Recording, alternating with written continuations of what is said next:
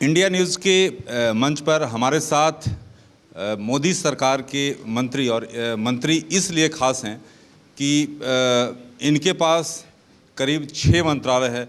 हाँ जी हाँ, हम बात कर रहे हैं डॉक्टर जितेंद्र सिंह। डॉक्टर जितेंद्र सिंह, देश के सबसे बड़े राजनीतिक मंच पर आपका स्वागत है। डॉक्टर साहब, सबसे महत्वपूर्ण सवाल कि जिस तरह से जो 3 राज्यों में जो नतीजे आए, जिस तरह से मोदी मैजिक चला, जो मोदी का गारंटी के सामने सभी की गारंटी फेल हो गई, क्या कारण मानते हैं आप? नहीं, मुझे लगता है उसका अगर आप एक वाक्य में उत्तर पूछें तो पिछले 10 साल का अगर आप रिकॉर्ड देखें तो मोदी जी के बारे में कहा जा सकता है कि he has walk the talk. जो कहते हैं करते हैं, कभी कभी लगता है मुमकिन नहीं है, वो भी मुमकिन बन जाता है। और प्रमाणित ढंग से गारंटी को निभाने का जब काम हुआ तो गारंटी पर गारंटी हो जाती है। तो ये काम, ये इस प्रकार की स्थिति बड़े सामान्य ढंग से नहीं पैदा होती, इसके पीछे एक कड़ा परिश्रम रहता है दिन रात का। ये उसका परिणाम है कि हर चीज़ को उसके लक्ष्य तक पहुंचाने के लिए माइक्रो मैनेजमेंट करना, डे टू डे बेसिस, दिन प्रतिदिन, और अद्भुत योजनाएं ऐसे वर्गों को लेकर के जिनकी चिंता कभी किसी पिछली सरकार ने नहीं की। और आज तो तर्क का युग है, केवल कहने मात्र से बात नहीं बनती। अब आप उदाहरण के तौर पर प्रधानमंत्री विश्वकर्मा योजना लीजिए। कभी किसी ने सोचा कि हिंदुस्तान में इतना बड़ा वर्ग है जो अपनी रिवायती कला और हस्तकला के माध्यम से अपनी जीविका कमाते हैं, चाहे वो कालीन बनाते हैं, चाहे वो कारपेट्स बनाते हैं, चाहे वो हस्तकला करते हैं, चाहे बर्तन बनाते हैं, चाहे मुरादाबाद के हैं, चाहे कश्मीर के हैं, और साथ ही साथ इस मुल्क की तहजीब को ज़िंदा भी रखते हैं। लेकिन उनकी अगली पीढ़ी अब आगे पीछे होने लगी थी। तो कितनी बढ़िया और कितनी कल्पना के साथ ये योजना लाई गई, और निश्चय ही इससे हमारी जो रिवायती, जो हमारी सांस्कृतिक कलाएं हैं, उनको जीवित रखने का भी काम होगा, और साथ साथ जीविका का एक अल्टरनेट मीडियम बनता है। प्रधानमंत्री स्वनिधि योजना, रेडी वाला, कभी आपने सोचा? रेडी वाले को कभी ध्यान ही नहीं दिया आपने। गाड़ी चलाते रहते कितने रेडी वाले होते आते, आज एक खड़ा दूसरा खड़ा है, पूरी तरह रेडी सर ने।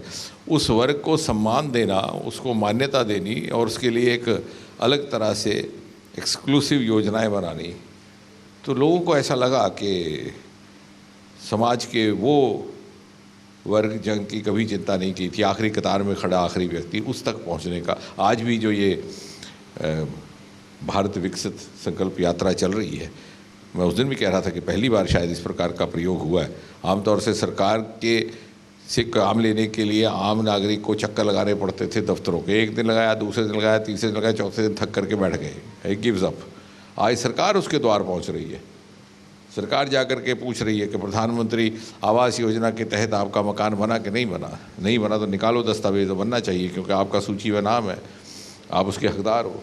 सरकार जा कर के पूछती है कि आपका आयुष्मान भारत बना कि नहीं, इंश्योरेंस का। और वो इंश्योरेंस की स्कीम भी अद्भुत कि बीमारी होने के बाद इंश्योरेंस होती है। दुनिया में कोई ऐसी हेल्थ इंश्योरेंस स्कीम नहीं है जो किसी बीमार आदमी को इंश्योर करती है। आप आजमा के देख लीजिए, अगर आपने इंश्योरेंस करवाई भी और खुदा ना खास्ता अगर हार्ट अटैक हो जाए तो इंश्योरेंस कंपनी हर तरह से ये प्रमाणित करने का प्रयास करती है कि आपको हार्ट का रोग पहले से था, आपने छिपा के रखा। लेकिन ये एक ऐसी योजना है कि आज आपको पता चलता है कि कैंसर हुआ, दूसरे दिन जाकर के इंश्योरेंस कराइए और उसके इलाज के पूरे पैसे निकाल।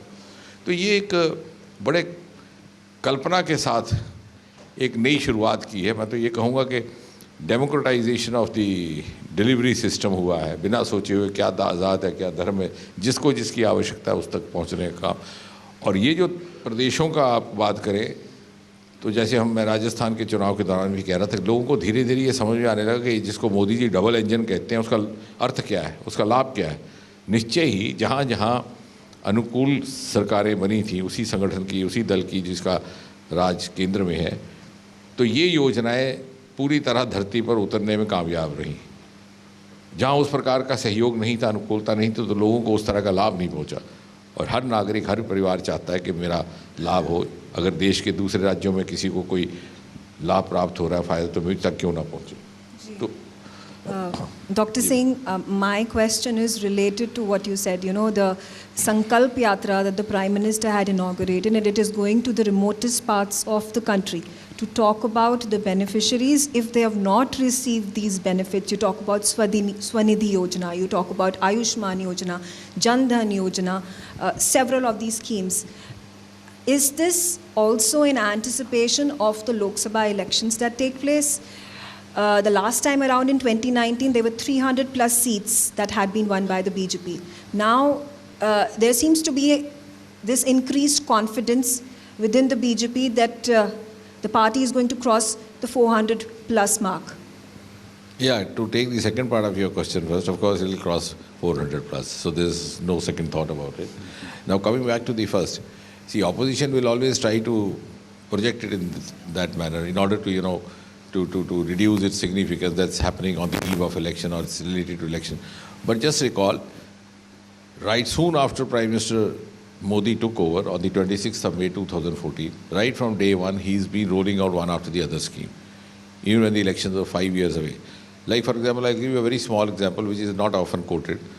Within 3 months of this government came in, right, I think precisely in September 2014, a very historic decision was taken, partly I'm also related to that department, the DOPT, wherein a dubious legacy from the British Empire was done away with, of getting the certificates attested by gazetted officers, which I'm sure you or your elders would have also gone through. And a message was sent out, look, this is a government which has the capacity to trust its citizens, its youth. You sign your own papers. So it's been one after the other. Then from the 1st of January 2016, the interviews were abolished for appointments to most of the vacancies, because otherwise there were allegations that there was misappropriation happening, some nepotism, etc., favoritism. You would support a candidate in interview and you would reduce his marks or you try to make up. So that kind of a level playing field was given. Similarly, Mudra Yojana happened just about 4 months or 6 months after the first government came in. So this has been a series. I mean, this is a continuation, a sequel to that. It's not that it's happening only at the eve of election, because this is not a government which starts working only on the eve of election. This is a 24/7 to 365. So we will continue working even after the election. So that is not the case. I think it's not be fair to relate it to that. Doctor साहब, अगर जिस तरह से धारा 370 को लेकर जो सर्वोच्च न्यायालय का फैसला आया, उसके बाद आपने देखा कि जो विपक्षी नेताओं का जो प्रतिक्रिया आई, आप क्या मानते हैं कि जिस तरह से अभी भी उनका जो रवैया है, क्या उसको लेकर आपका क्या सोच है? नहीं, मुझे लगता है कि अब जब सर्वोच्च न्यायालय ने इसके पक्ष में फैसला दे दिया है तो उनके पास कुछ कहने को है नहीं। अब ये है कि अगर उनकी राजनीति 370 की आड़ में चलती थी तो ये उनका दुर्भाग्य है और बहुत देर चलनी नहीं थी। मैंने उस दिन संसद की बहस में भी पिछले सप्ताह यही बात कही लोकसभा में कि 370 का लाभ किसको था। 370 का लाभ तो उन लोगों ने सबसे ज़्यादा लिया जो उसकी पैरवी करते थे, सबसे ज़्यादा दुरुपयोग भी उन्होंने किया। और मैंने एक उदाहरण दिया था कि मिसाल के तौर पर कुछ एक कानून थे जो नहीं लगने दिए गए, डाउरी एक्ट, क्योंकि 370 आपको इजाज़त देता था वहाँ की सरकार को कि वो कौन सा नियम अपनाए कौन सा नहीं अपनाए केंद्र का, और नहीं अपनाए। क्यों? इसमें किसका लाभ था?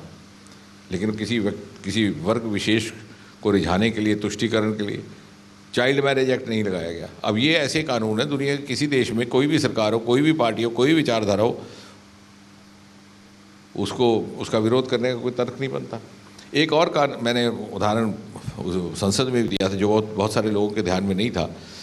इंदिरा जी ने जब इमरजेंसी लगाई सन 1975 में तो उन्होंने 42वां अमेंडमेंट लाया था जिसका अक्सर कानून साज जिक्र करते हैं, जिसके तहत एम्बलम बदल दिया गया। उसमें एक क्लॉज ये भी था कि विधानसभाओं का और लोकसभा का अवधि काल 5 साल से बढ़ करके 6 साल हो जाएगा, क्योंकि इंदिरा जी के पास इस प्रकार की इंटेलिजेंस रिपोर्ट्स आई थी कि अभी कांग्रेस पार्टी के लिए अनुकूलता नहीं है चुनाव की और अधिकतर राज्यों में कांग्रेस की सरकार थी। जम्मू कश्मीर में नेशनल कॉन्फ्रेंस की सरकार थी, कांग्रेस का उसको समर्थन था, तुरंत उसको अपना लिया गया और उन्होंने अपना अवधि काल 5 से 6 वर्ष कर दिया।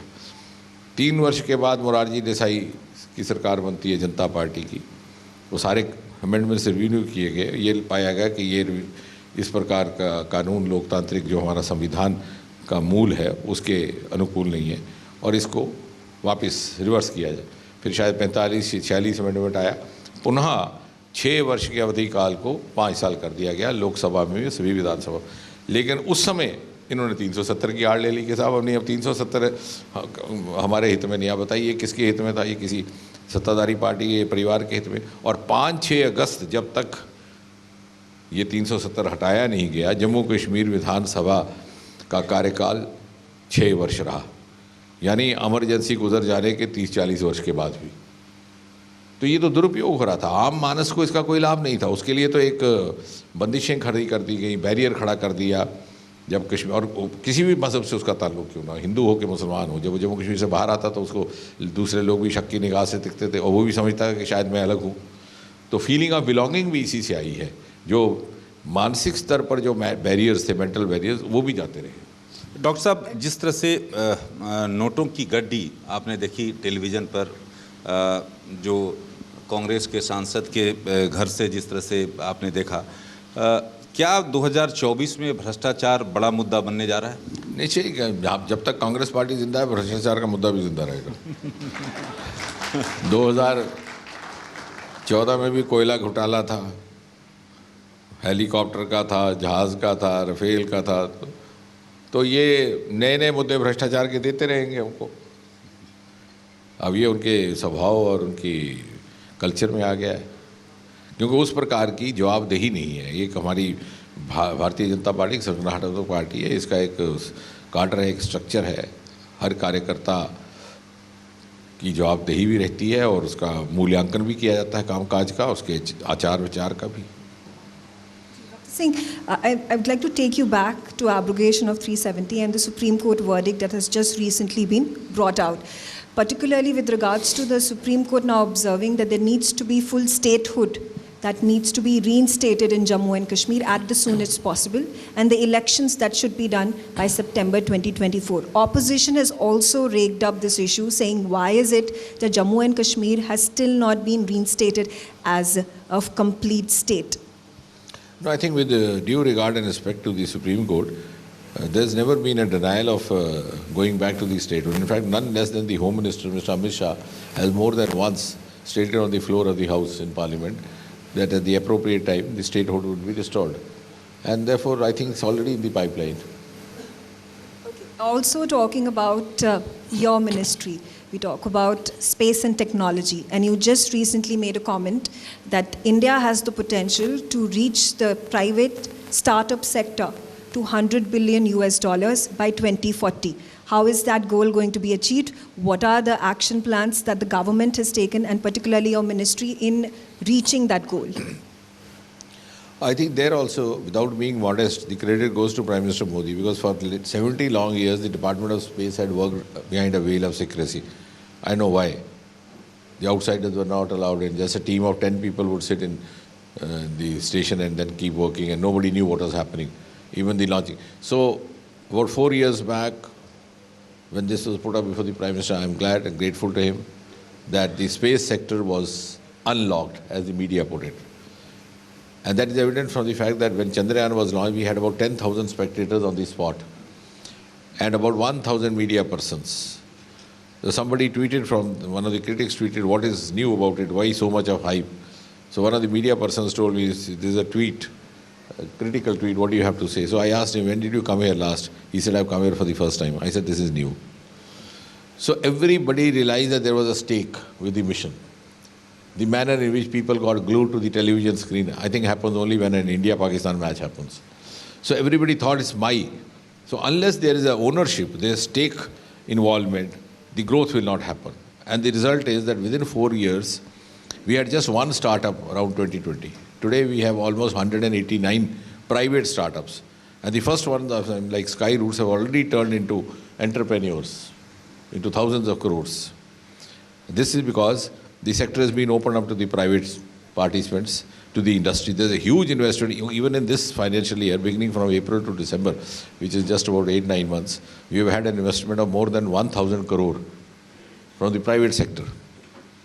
And therefore, there's a quantum jump happening now, because, you see, there was no dearth of talent or potential there, and no dearth of commitment also. If you recall, in the archives, you have pictures of Vikram Sarabhai carrying some of his load on the carriage of a bicycle. I mean, that was the kind of deficiency in which they were working. In spite of that, they could reach where they've reached. And now that barrier has been let open. I think there's a huge supplementation of resource pool, both financially as well as knowledge-wise. So that's what is giving, the world now is looking up to us. Even though America landed a human being much before us, way back in 1969, but it was our Chandrayaan which brought back the evidence of the presence of water, the H2O molecule. So that is the kind of potential and talent that we have. But we had, put it behind man-made shackles. So once that is let loose, see what wonders are happening. Doctor साहब मैं सवाल पूछना नहीं चाह रहा था, लेकिन दर्शकों से सवाल एक आया है कि प्रधानमंत्री मोदी टफ टास्क मास्टर माने जाते हैं और आप प्रधानमंत्री मोदी के साथ लंबे वक्त से पीएमओ में काम उनके करते रहे हैं। वो कौन से लम्हे रहे जब डॉक्टर जितेंद्र सिंह जैसे जुझारू और कर्मठ नेता को भी लगा कि कैसे होगा, क्या करेंगे? इसमें तो कोई शक नहीं, प्रधानमंत्री हार्ड टास्क मास्टर है, लेकिन मुझे लगता है वही एक प्रेरणा का स्रोत भी है। वो केवल प्रधानमंत्री एक रिसोर्स पर्सन भी हैं। आप कोई भी विषय लेकर के जाएंगे, और ये अधिकारियों का भी अनुभव रहा होगा, प्रेजेंटेशन लेकर के जाएंगे तो वो उसमें 2-4 चीज़ें जोड़ देंगे, वैल्यू एडिशन, क्योंकि उन्होंने पहले से उसका अध्ययन किया होगा। तो ही इंस्पायर्स यू बाय प्रैक्टिस। तो बहुत सारी चीज़ें उनको सीखने लायक भी, उनको मात्र देखने मात्र से ही बहुत कुछ आदमी सीखता रहता है, केवल आप उनको वॉच ही करते रहे। So he is an unusual personality. और ऑफकोर्स काम तो जितना करते हैं और जितना वो प्रवास भी करते हैं और प्रवास के बाद भी काम करना, ऑलमोस्ट 24/7। डॉक्टर साहब, DRPG में जो विभाग है आपका, उसमें आर्टिफिशियल इंटेलिजेंस का आप प्रयोग कर रहे हैं, ये पब्लिक ग्रीवेंसेस को दूर करने के लेकर, इससे क्या फ़ायदा होगा और किस तरह से जनता को इससे लाभ मिलने वाला है? देखिए, जब हम बात करते हैं गुड गवर्नेंस की, और मोदी जी ने आते ही एक हमें मंत्र दिया था, मैक्सिमम गवर्नेंस मिनिमम गवर्नमेंट। तो मेरे नज़र में अच्छे या सुशासन का अर्थ है कि जहाँ पारदर्शिता हो, जहाँ जवाबदेही हो और जहाँ शिकायत का निवारण हो, क्योंकि शिकायत के निवारण में ही सिस्टम का सुधार भी है। और मैंने तो ये कहा है अधिकारियों से कि अगर एक ही शिकायत 3 अलग अलग जगह से आती है तो मान लीजिए कि हमारे में गलती है, कि हमारे नियम में गलती है, कि शिकायतकर्ता की गलती नहीं। इसलिए ग्रीवेंस एक बड़ा महत्वपूर्ण अंग है, लेकिन पिछली सरकारों ने इसको कोई महत्व नहीं दिया था, शायद इसको न्यूसेंस समझते थे।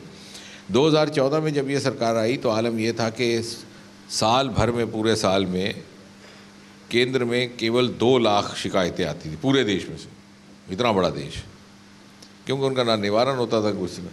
आज वो बढ़कर के संख्या 20 लाख 22 लाख हो गई। और इसी तरह से कहीं महफिल में बैठे थे तो मुझे किसी ने पूछा कि इसका मतलब है कि आपके खिलाफ शिकायतें ज़्यादा हो गई, बढ़ गई? तो मैंने कहा नहीं, इसका उत्तर तो 200 साल पहले, 150 साल पहले मियाँ गालिब दे गए थे कि जब तवक्को ही उठ गई गालिब, क्यों किसी का गिला करे कोई। हमसे तवक्को है इसलिए गिला आता है, जहाँ होता ही। और इसलिए मैं स्वयं बैठता था, हर फ्राइडे की इवनिंग हम उसको मॉनिटरिंग करते थे। आज ये स्थिति है कि हमारा लगभग 97% डिस्पोजल रहता है एवरी वीक। 4-5 दिन में हम हर ग्रीवेंस को एड्रेस करते हैं। और अब धीरे धीरे हमने प्रदेशों को और केंद्र शासित राज्यों को भी उसके साथ जोड़ा है, एक सेंट्रलाइज्ड ग्रीवेंस सेल बनाया। और निरंतर हम भी अपने अनुभव से सीख रहे हैं। जब ये 95-98% होने लगा तो शायद पिछले साल दिसंबर की बात है, मैंने अब सेक्रेटरी साहब से कहा कि शिकायत का तो निवारण हो जाता है, लेकिन शिकायतकर्ता का चेहरा वैसे ही रहता है। तो बोले साहब कि वो समझते हैं कि वो खुराफातियाँ करते हैं। मैं कहा नहीं, इसका अर्थ ये हुआ कि जैसे अंग्रेजी में कहते हैं कि no 2 words have same meaning, disposal does not mean satisfaction. अब वो कोई आता है शिकायत करता है कि साहब मेरी प्रमोशन नहीं हुई, हमने तो 5 दिन में उसके विभाग से पूछ के दे दिया, उन्होंने कहा साहब एक्सपर्ट कमेटी बनी थी, ये था वो था, लिहाजा नहीं हुई। वो सोच के आता है शायद हो जाएगी, अब उसका इख्तियार हमारे पास है नहीं, तो उसका तो एक बना हुआ है। तो मैंने कहा आजकल पश्चिम में एक हैप्पीनेस इंडेक्स की चर्चा हो रही है, एक नया कॉन्सेप्ट है। तो हमने 7-8 महीने से एक अलग से हेल्प डेस्क बनाया, हमारे पास यहाँ जगह नहीं तो नोएडा में बनाया। तो हर शिकायतकर्ता को हमारे यहाँ से एक फ़ोन जाता है। फिर सो आर्टिफिशियल इंटेलिजेंस एक तरफ जो 97% डिस्पोजल कर रही है, और फिर human interface to make up for the lack of whatever is left. तो वो पूछता है कि भाई साहब ऐसे ऐसे हुआ है, वो कहता है क्या साहब कुछ नहीं हुआ, जहाँ जाओ बात है। आप तो यही जवाब देते हैं, सिनिसिज्म आ जाता है, साहब नहीं आपने भी कुछ नहीं किया, फिर वो समझता नहीं भाई साहब ये हमारे इख्तियार में नहीं था, इसका ऐसा है जैसे दिया गया, आपको रिव्यू रिप्रेजेंटेशन दे दीजिए या फलां कार्यालय में जाइए या फिर देख लीजिए अगर कोई कोर्ट में ऐसा केस है, तो उस तरह से उसको बातचीत करके।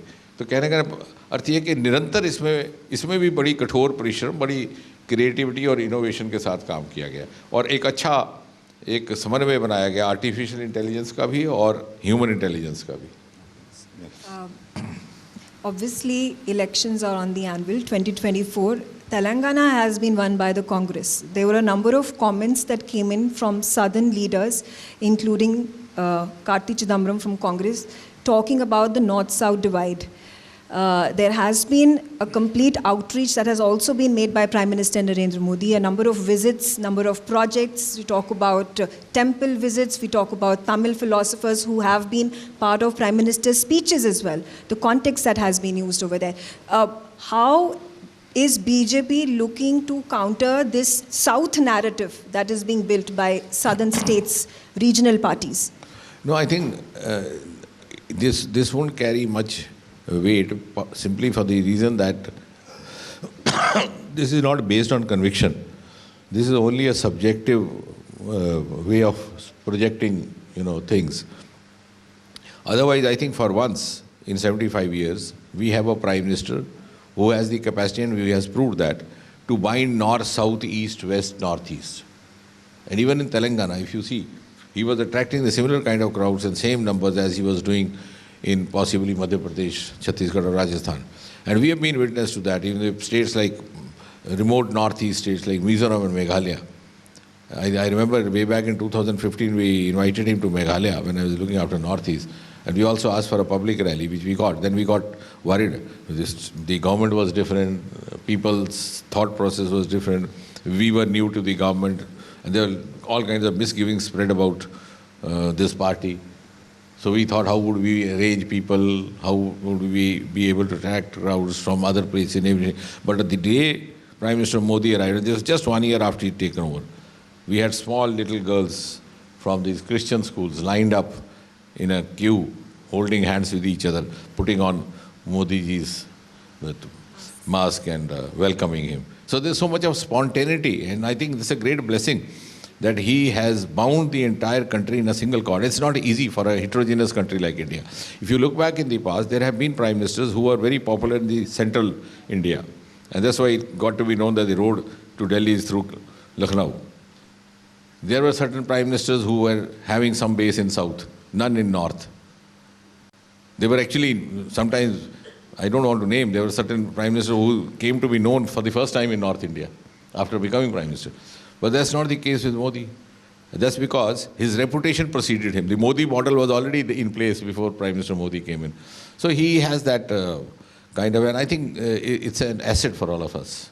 Yeah, also, the big controversy that was raised in the parliament where one of the MPs from the opposition spoke about this cow belt and how BJP is concentrated to the cow belt and therefore that now north side narrative that has been built. But talking about India Alliance, talking about India Bloc, there are a number of parties who are from Central and North India as well, who are part of India Alliance. There are parties from down south, including DMK, that are part of India Alliance as well. Do you think there is a conflict of a common united narrative within India Alliance, within India Bloc, that could be the undoing of the India Alliance success and perhaps makes it easier for the BJP to then reach the 400 plus mark? No, absolutely. You've taken the, absolutely, because you see, this is hardly a guarded secret. And that's why this alliance is not being taken seriously anywhere, not even among the masses. And this, it ends up, it begins with a photo op, ends up with a photo op. And I don't think it needs to be even hardly needs to be devoted too much of time and energy as well. And they hardly see eye to eye with each other. So the only common grievance is that somehow Prime Minister Modi should not be there. But after that, all of them are at loggerheads with each other. So they don't even know who's leading that alliance. So it's both headless and tailless. So they don't have a head and they don't have a following. So nothing more is needed to be said. Doctor साहब, space से आपके department से हमारे पास आया है, उसमें इसरो ने female robot व्योम मित्रा को स्पेस में भेजने की तैयारी शुरू कर दी है। इस प्रोजेक्ट के बारे में देश को कम ही मालूम है। आखिर प्रधानमंत्री मोदी का यह स्पेस मिशन अब क्या शक्ल ले रहा है? हाँ, ये आपने अवसर दिया तो मैं ये भी कह दूं कि आपको जानकर के खुशी होगी कि अंतरिक्ष विभाग में पहले से ही महिलाएं लीडरशिप रोल में हैं। हमारे यहाँ जो आदित्य मिशन है उसकी मुखिया भी महिला है, निजार तमिलनाडु की, और हमारी चंद्रयान मिशन की जॉइंट डायरेक्टर नंबर 2 कल्पना कर्नाटक की। तो वहाँ पर अलग किस्म की एक प्रथा चली आ रही है। और ये जो गगनयान का हमारा जो लास्ट ट्रायल होगा, जिससे बाद में हम एक जीवित मानव को उसमें भेजा जाएगा, उससे पहले एक आप कह सकते हैं कि फुल ड्रेस रिहर्सल, क्योंकि जितना एक हिंदुस्तानी को अंतरिक्ष में भेजने की कल्पना जितना आनंद का विषय है, उतना ही आनंद हमें महसूस होना चाहिए जो हम सुरक्षित वापस ला सकें। उसमें कोई कोताही नहीं होनी चाहिए, इसलिए ये सारे ट्रायल फ्लाइट्स हो रहे हैं। तो जो आखिरी होगा, जिससे पहले भेजने से पहले एक रोबो फ्लाइट, उसमें एक एस्ट्रोनॉट जाएंगी, वो फीमेल एस्ट्रोनॉट होगी, वायुमित्र उनका नाम होगा, और वो सारी एक्टिविटीज़ प्रक्रियाएं करेंगी जो बाद में जीवित मानव करेगा। और कर आके वो वापस आएंगी, उसी तरह से उतरेंगी, पानी में से उनको रिट्रीव कर लेगा, उसमें नेवी भी रहेगी, कोस्टल गार्ड भी। और जब हमको उसमें पूरी तरह सफलता प्राप्त हो जाएगी और हमें संतोष होगा कि अब हम, और हमें आत्मविश्वास कॉन्फिडेंस भी होगा कि now we are ready for it, हम उसके 2-3 महीने के बाद ही लगभग 2025 में एक जीवित मानव को, पहले हिंदुस्तानी को भेजेंगे। वैसे तो हिंदुस्तानी राकेश शर्मा गए थे, लेकिन वो मिशन सोवियत यूनियन था। तो ये नट बोर्ड से लेकर के हर तरह से इंडिजिनस मिशन रहेगा। डॉक्टर साहब, एक प्रश्न है। उधमपुर लोकसभा कंस्टिट्यूंसी जो कि आपका कंस्टिट्यूंसी है, प्रधानमंत्री द्वारा जो केंद्रीय योजनाएं हैं, जन कल्याणकारी योजनाएं हैं, वो सैचुरेशन लेवल पर पहुंच गया है। आप पहले हमको लगता है कि कंस्टिट्यूंसी आपका बनेगा जो कि योजनाएं जो हैं 90% से ऊपर पे है। क्या ये दूर दराज तक भी पहुंची हैं? इसकी सभी लोगों तक पहुंचा है? नहीं, निश्चय ही। अभी आपने अवसर दिया तो मेरे पास भी मौका है अपने मतदाताओं तक पहुंचने का इस प्रश्न के माध्यम से। ये एक वाहिद कॉन्स्टिट्यूंसी है शायद पूरे देश में जहां 1 नहीं, 2 नहीं, 3 केंद्रीय राशि से मेडिकल कॉलेजेस खोले गए। एक उधमपुर, एक कठुआ, एक डोडा।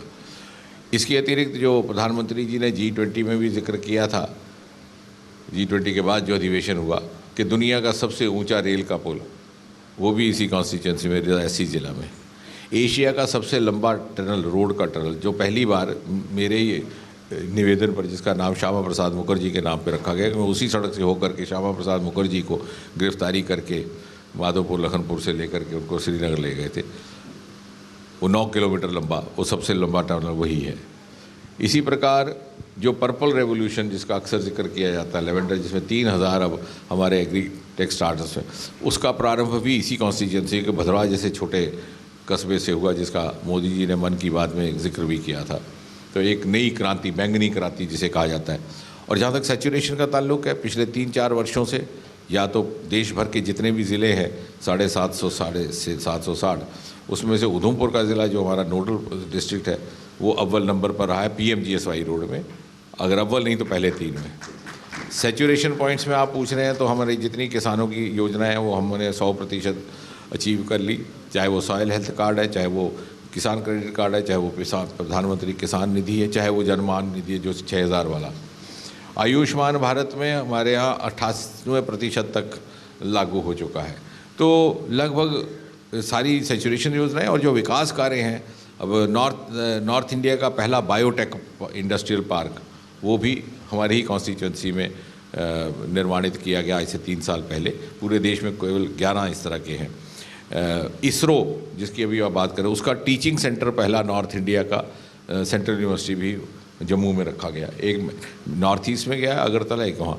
तो बहुत सारे ऐसे फर्स्ट हैं जो पहली बार उत्तर भारत की पहली नदियों की योजना, ये जो जिस प्रकार से नमामि गंगा की तर्ज पर नदी के सुंदरीकरण की योजना, वो भी इसी कॉन्स्टिट्यूंसी में देविका नदी को लेकर के की गई। तो बहुत सारे ऐसे कार्य हैं जो पहली बार या तो उत्तर भारत में तो हुए हैं, कई बार ऐसा भी है कि देश में पहली बार हुए हैं। The Ram Mandir is going to be inaugurated in January. There is a lot of enthusiasm, not just within the BJP, but the entire nation. There is also a Hindutva narrative is what the opposition is taking forward in charge, talking about BJP and what Prime Minister Narendra Modi's plan of action has been from 2014 up until now. There is obviously in your manifesto that was put up right from the start, right from the foundation of the BJP, Jan Sangh, which was your parent political party. How are you carrying forward the message of development, but also taking together the Hindu population of our country? No, I think to put it broadly, it is a civilizational angle we can look up to it. And what is important to realize is that we have followed the manifesto, as you rightly mentioned, which was there right from the day the Jan Sangh came into being founded by Shyama Prasad Mukherjee. But nobody took us seriously because over the last half a century, the mindsets had got conditioned by the Congress culture. कि चुनाव के समय जो भी इच्छा करे झूठ बोल दो, बाद में उसको पूरा नहीं करना. But we have walked the talk. Like for example take 370.